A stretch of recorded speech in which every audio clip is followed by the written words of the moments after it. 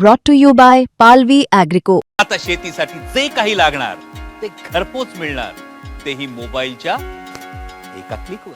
राणेने tweet केला आहे.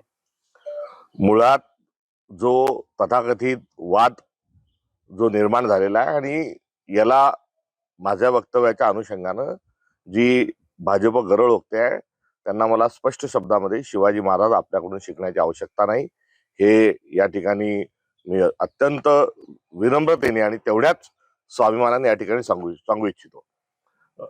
हिंदवी स्वराज्याचे संस्थापक छत्रपती शिवाजी महाराज ही महाराष्ट्राची आमची काँग्रेसची आणबाण शान आहे.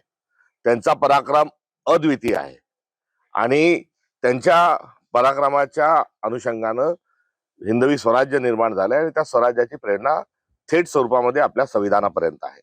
काल पत्रकारांनी मला प्रश्न विचारत असताना विचारले की महामानवांचे आणि विशेष करून शिवाजी महाराज आणि टिपू सुलतान यांचे जे छायाचित्र आहे, प्रतिमा ज्या आहेत ह्या कार्यालयामध्ये लावण्यात याव्यात अशी मागणी होत आहे, याकडे आपण कसे बघता?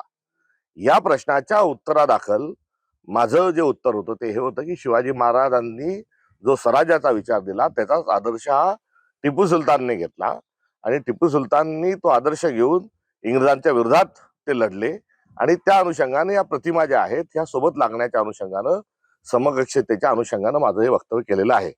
मी शिवाजी महाराजांचा जो पराक्रम आहे तो अद्वितीय आहे हे यापूर्वीच सांगितलेलं आहे आणि या माझ्या प्रश्नाला दाबून कुठेतरी जे वक्तव्य चालवण्यात येत आहे हे भारतीय जनता पक्षाचा हा खोडसाळपणा आहे. देवेंद्र फडणवीस यांची तुलना मी औरंगजेबाशी केली तेव्हा ते म्हणाले मी त्यांना ओळखत नाही. मी त्यांना जल्लाद म्हटले, मी त्यांना क्रूर असल्याच्या अनुषंगाने दरिंदा म्हटले, त्यावेळेसही त्यांनी मला ओळख दाखवली नाही. मात्र काल एकदम आवेशामध्ये येऊन ते माझ्याबद्दल जे काही त्यांनी गरळ ओकली याचा स्पष्ट स्वरूपाचा अर्थ आहे की त्यांना महाराष्ट्रामध्ये जे मूलभूत मुद्दे आहेत आणि दिल्ली राष्ट्रीय स्तरावर ज्या फाईलमध्ये बरंच काही लपलेलं आहे त्यापासून त्यांना इतरत्र लक्ष वेधण्याचं आहे. प्रत्येक बाबतीत जात आणणे, प्रत्येक बाबतीत धर्म आणणे हा भारतीय जनता पक्षाचा हा जुना फंडा आहे आणि या फंड्याच्या अनुषंगानं या माझ्या केलेल्या एका जबाबदारीपूर्ण वक्तव्याला ते हिंदू मुस्लिम या अँगल मधून त्याला खतपाणी घालत आहेत. त्यांना मला माफी मागण्याच्या अनुषंगानं त्यांची जी असणारी भूमिका आहे ती माफीवीरांचे पक्षाचे ते असल्यामुळे आहे.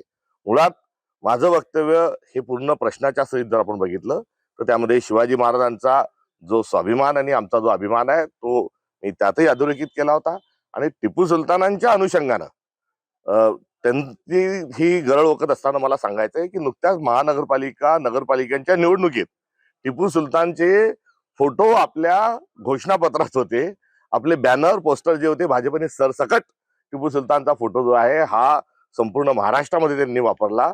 तुम्हाला प्रचारामध्ये टिपू सुलतानचा फोटो चालतो आणि आता टिपू सुलतान बद्दल आपण जे मत व्यक्त करताय ते तेव्हा कुठे गेला होता, तेव्हा आपली ती भूमिका कुठे गेली होती हाही प्रश्न या निमित्ताने उलट पक्षी मला भारतीय जनता पक्षाला विचारायचा आहे. आज काही याचा एक मुद्दा म्हणून काही काँग्रेसच्या पक्ष कार्यालयावर मोर्चे आणण्याच्या अनुषंगाने देखील कुठेतरी भारतीय जनता पक्ष हा सक्रिय असल्याचं कळतं. तर 17 तारखेला माझे पुतळे देखील ते जाळणार आहेत अशी देखील माहिती मला प्राप्त होत आहे. मात्र माझा पुतळा जाळण्याच्या ऐवजी सावरकरांनी छत्रपती शिवाजी महाराजांनी हिंदवी स्वराज्य स्थापन केलं ते करत असताना शिवाजी महाराज यायला म्हणजे कावळा बसायला आणि डांग तुटायला असं जे वक्तव्य केलं होतं आणि त्या वक्तव्यासोबत शिवाजी महाराजांच्या संदर्भात अधिकचे जे चुकीचे सावरकरांनी वक्तव्य केले होते त्या अनुषंगाने त्यांचे पुतळे भारतीय जनता पक्ष जाळणार आहे का हाही माझा प्रश्न आहे.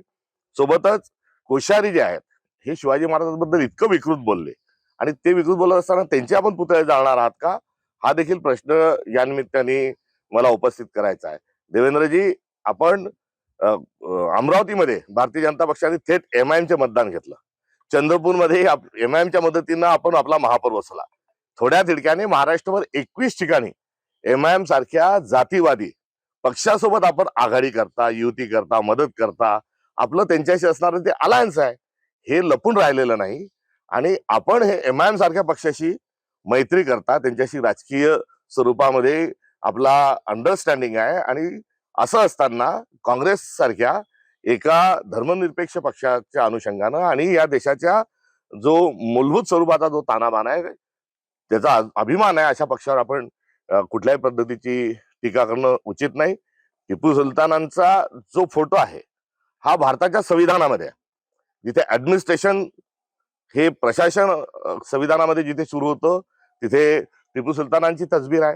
तर निवडणुका जिथे निवडणुकीचं जे प्रकरण आहे तिथे छत्रपती शिवाजी महाराजांचा प्रतिमा आहे.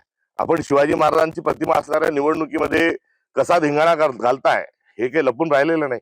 आणि थोडक्यात जे संविधानामध्ये ज्या महामानवांचे फोटो आहेत, प्रतिमा आहेत, या सर्वांवर भारतीय जनता पक्ष जो आक्षेप घेते आहे तो आक्षेप म्हणजे थेट स्वरूपामध्ये संविधान बदलण्याच्या अनुषंगानं आणि संविधान संपवण्याच्या अनुषंगानं त्यांचा हा प्रयत्न सुरू असल्याचं देखील प्रत्युत्तर या निमित्ताने मला द्यावंसं वाटतं.